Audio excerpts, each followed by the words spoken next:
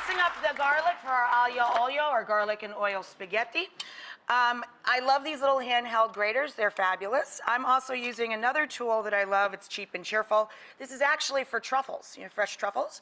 But I use it to shave my garlic Pauly thin, as in the movie Goodfellas. One of the best days ever. Paul Sorvino came to this very television show, sang to me, gave me a glass of champagne, and Pauly shaved my garlic.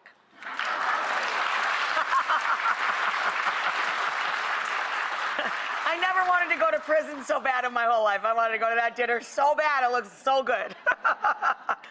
Anyway, this meal always makes me think of my grandpa. It was my favorite when I was a little girl.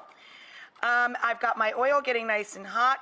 6 turns of the pan, or about 6 tablespoons of very good quality olive oil over moderate heat, not too hot. You don't want this to smoke.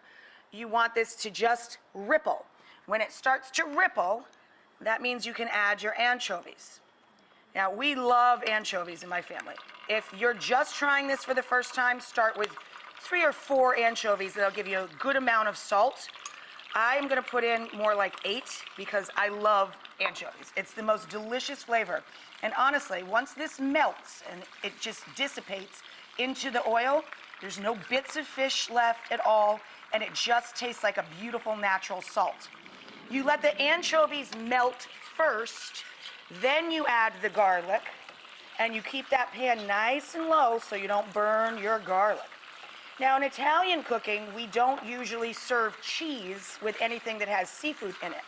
So in our family, we chop up toasted almonds and put that up on top. It's nice and crunchy. Or we toast breadcrumbs and top seafood pastas with nuts or with toasted bread, garlicky toasted breadcrumb, and that's our cheese, right? So now that we've got that, see how it literally melted? Now that we've got that, we can throw our garlic in. 6 fat cloves, thinly sliced. Move that around. Red or black pepper. My grandpa loved red, so I'm going to throw in our red pepper. Now, in Italian cooking, whenever you cook with seafood and you don't want your house to smell like fish, or in this case, anchovies or pasta con sarde, the sardine pasta, we deglaze the pan with a little dry vermouth. Vermouth is just fortified wine. This is white wine with herbs. We put a splash of this in, and it takes the smell out of the air. Didn't know that, did you? Okay, so a little splash of dry vermouth. Now this is done. Our pasta's almost done. I'm going to wilt the greens into the pasta. I'm going to get starchy cooking water before I drain my pasta so that we can marry the sauce to the pasta.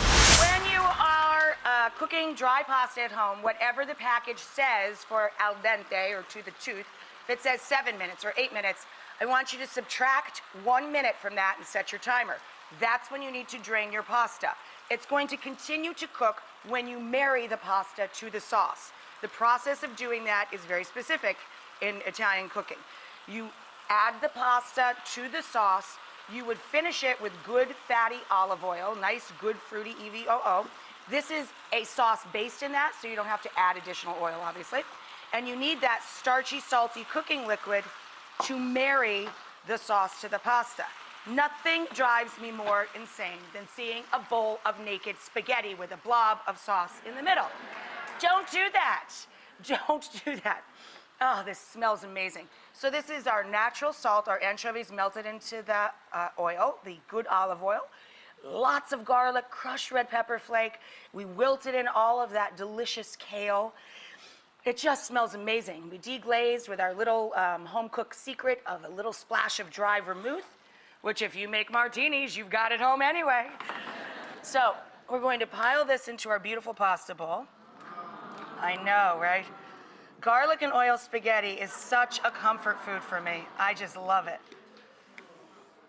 Sounds like you like it too. Now, as I was saying, in our family, we top this with nuts or breadcrumbs.